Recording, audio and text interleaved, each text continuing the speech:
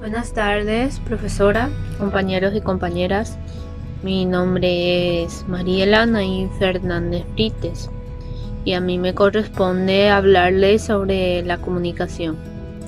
La comunicación es un proceso mediante el cual el emisor y el receptor establecen una conexión en un momento y espacio determinados para transmitir, intercambiar, compartir ideas, información, significados que son comprensibles para ambos.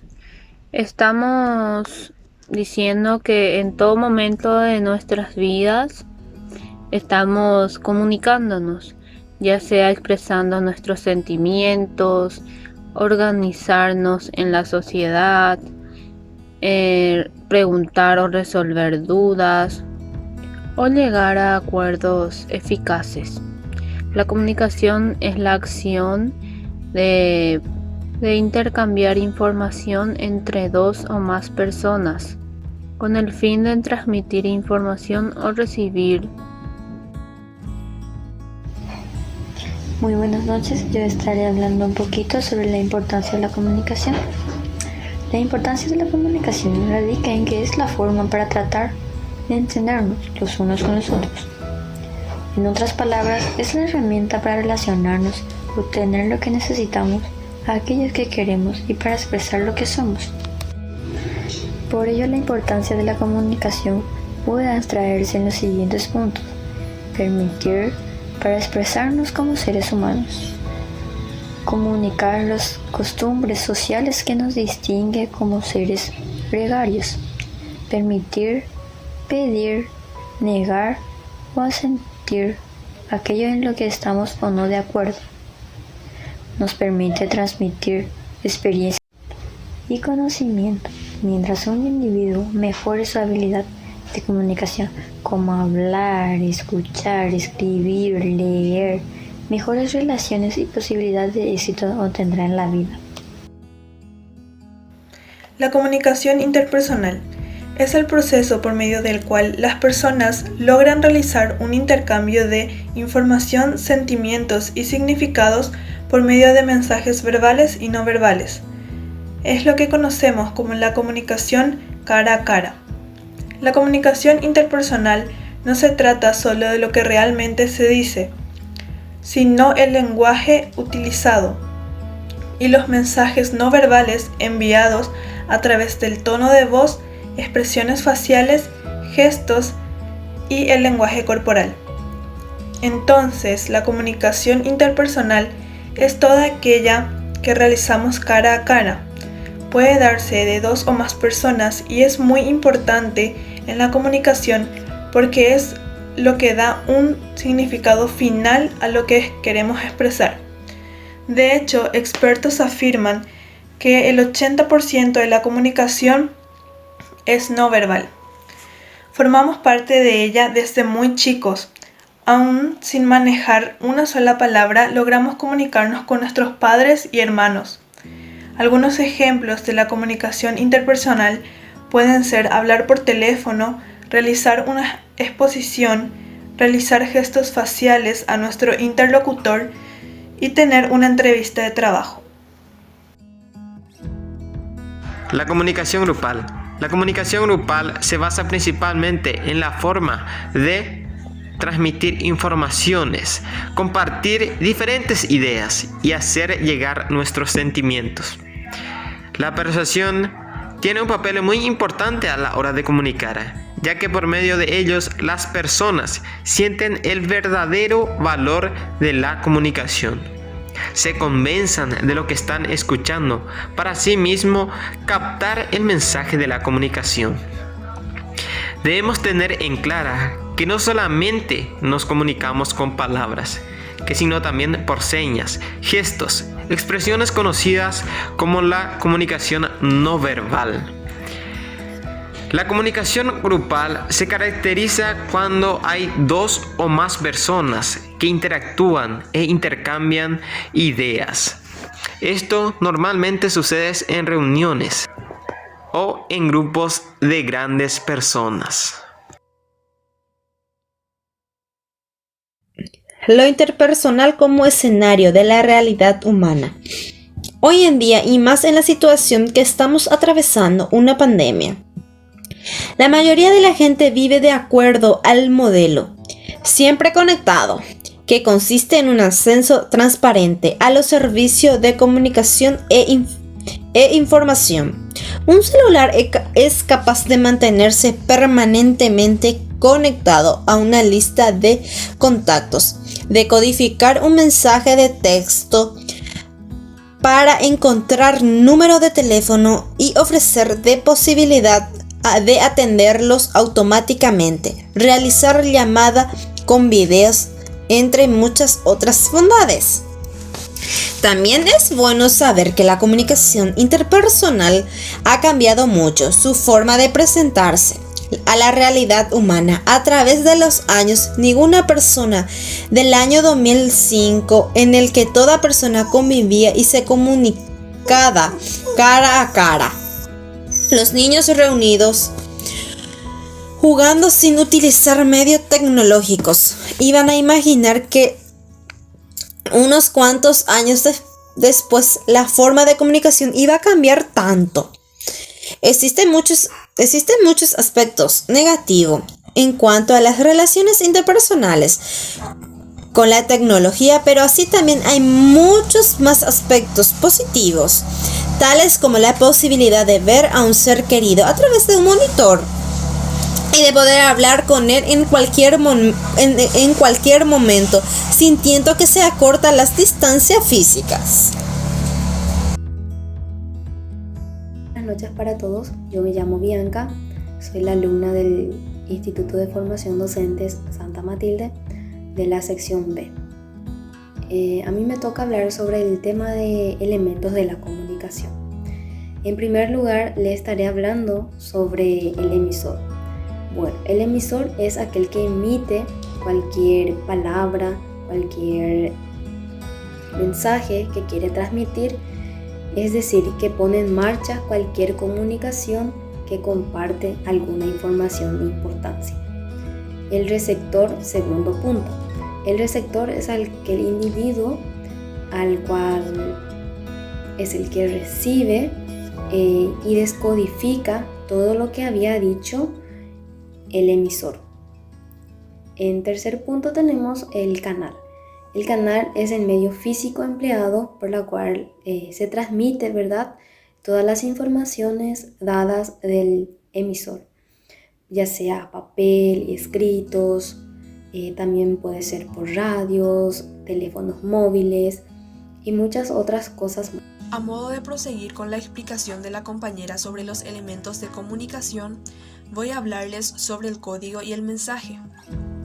Todo mensaje posee una codificación, es decir, el lenguaje o idioma. Así, el código debe de ser manejado por el emisor tanto como por el receptor para que la comunicación se produzca. Los códigos pueden ser lingüísticos y no lingüísticos. En el primer caso atañen a un lenguaje y el segundo provienen de áreas ajenas. Los códigos lingüísticos pueden ser orales y escritos. Los orales son aquellos que se perciben a través de los sentidos, por ejemplo, una conversación frente a frente, una llamada telefónica o los audios enviados por WhatsApp. Los escritos son aquellos que se perciben necesariamente por la lectura, por ejemplo, los mensajes de textos, los diarios, los carteles, etc. Por otro lado, los códigos no lingüísticos son aquellos que no necesitan de un lenguaje y no requieren de un idioma para transmitir un mensaje. Como ejemplo tenemos a los señales de tránsito. Por último tenemos al mensaje. El mensaje es la información que se quiere transmitir al receptor. En ella se expresan ideas, sentimientos o datos que el emisor debe codificar y el receptor debe de decodificar para que la comunicación sea exitosa. Un saludo cordial a la profesora Juana Benítez y a los compañeras del CPI Sesión B, Instituto de Formación Docente Santa Matilde. La buena práctica de la comunicación interpersonal. Como sabemos, cada persona es única y lo mismo ocurre en su estilo de comunicación. El éxito y la eficacia de la comunicación interpersonal, además de la gestión de las relaciones y la motivación, se pueden mejorar identificando el estilo de comunicación de cada uno. Además, existen unas series de habilidades que se pueden poner en práctica. Entre ellos se encuentra el saber escuchar. Este es uno de los elementos más importantes de la comunicación. Al poner en práctica esta habilidad, se crea un nivel de entendimiento entre el emisor y el receptor. Ahora bien, ¿por qué es tan difícil practicarlo? Pues porque pocas personas se resisten a permanecer callados mientras se escucha. Para superar esta barrera, hay que dejar hablar al interlocutor y concentrarse en él, hacerle saber que hay un interés en lo que se dice. En eso consiste el saber escuchar. Otro punto muy importante, evitar los prejuicios. El ser humano tiende a construir su propio conocimiento del interlocutor en base a sus creencias, valores o formas de vida. Esto conduce a que en el momento de la escucha se emitan prejuicios que puedan distorsionar el mensaje. No te olvides de esta frase. No extraigas conclusiones precípitas sobre el interlocutor y no olvides que todo prejuicio implica un error por falta de conocimiento. Y por último, un buen comunicador puede construir relaciones duraderas, fuertes y de confianza. A continuación, nuestra compañera nos hablará más acerca de las habilidades o buenas prácticas. Daré continuidad al tema que nos explicó la compañera sobre las buenas prácticas de la comunicación interpersonal. Practicar la asertividad.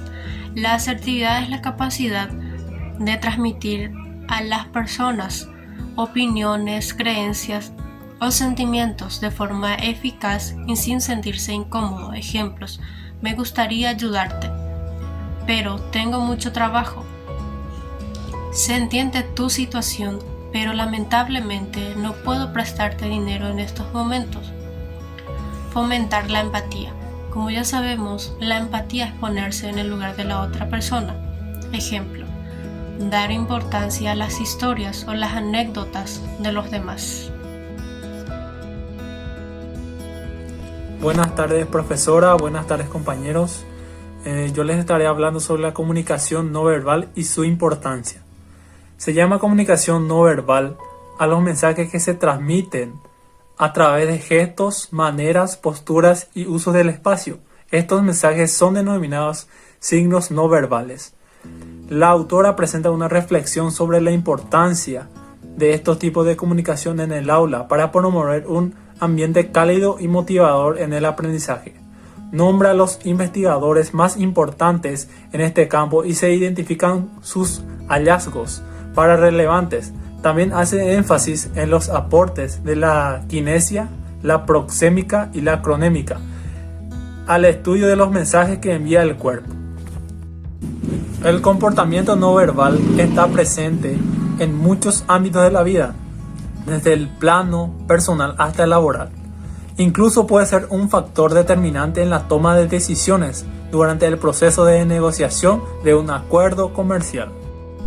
A continuación se detallan algunos comportamientos no verbales que los docentes deben evitar en clase y cómo pueden lograr asertividad comunicativa mediante sus movimientos corporales. Finalmente, se mencionan algunos aspectos que mejoran la interpretación del docente con sus estudiantes desde el punto de vista de la comunicación no verbal.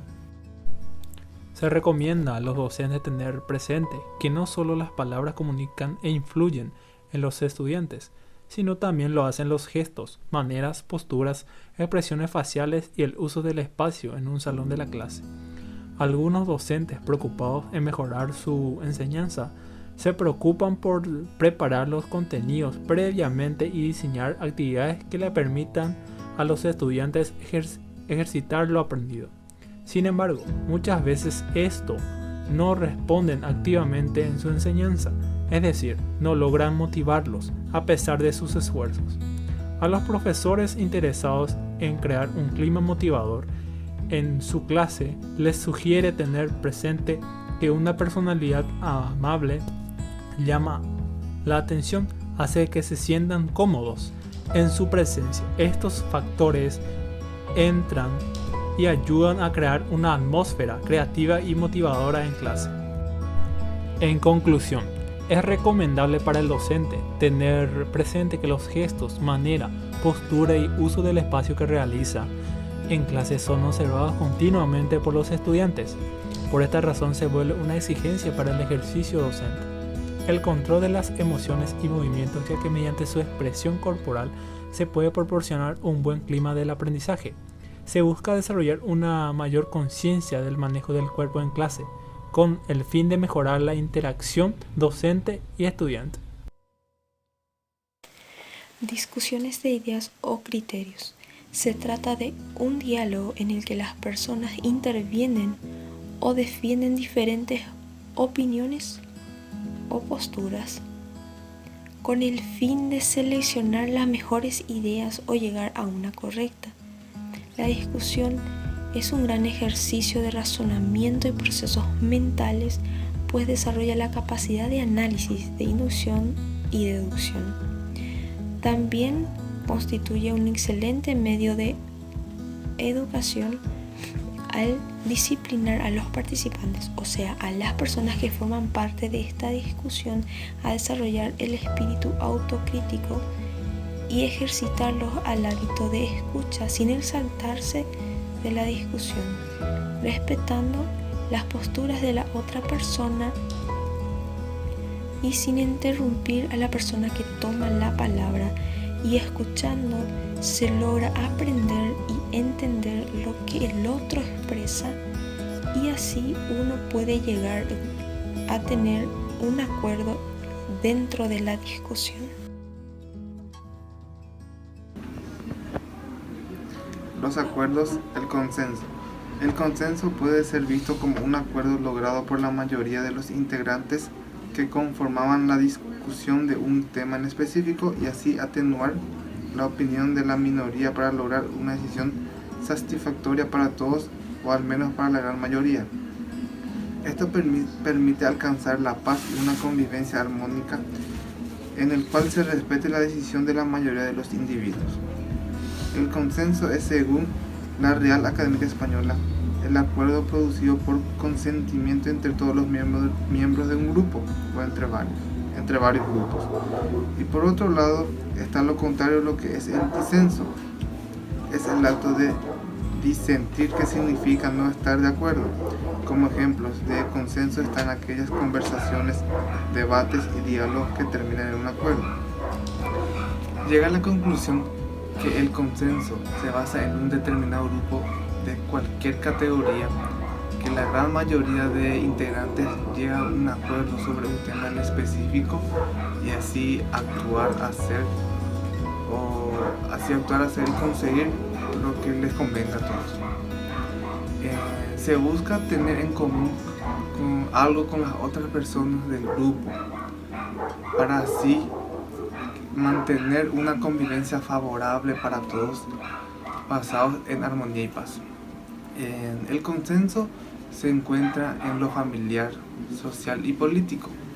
Siempre debe terminar en un acuerdo luego de un debate, diálogo, etc. Hoy en día sabemos que el consenso no se encuentra mucho, ya que todos y todas hacen las cosas a su manera sin querer escuchar a un grupo. A eso se le llama disenso. Hemos aprendido que la comunicación es fundamental en todas las relaciones humanas. Sin ella, las personas estarían solas, aisladas, ya sea en la vida personal o social. Es fundamental conocer la importancia de la comunicación para socializar mejor. La comunicación es un factor vital en el desarrollo de las actividades cotidianas, en el trabajo, en la sociedad, en la familia y en nuestro desarrollo. Conocer el proceso de comunicación y todo lo que conlleva nos permite mejorar nuestra capacidad como receptores y emisores. Esto da que nuestro conocimiento se fortalezca y nuestra capacidad de expresión aumente.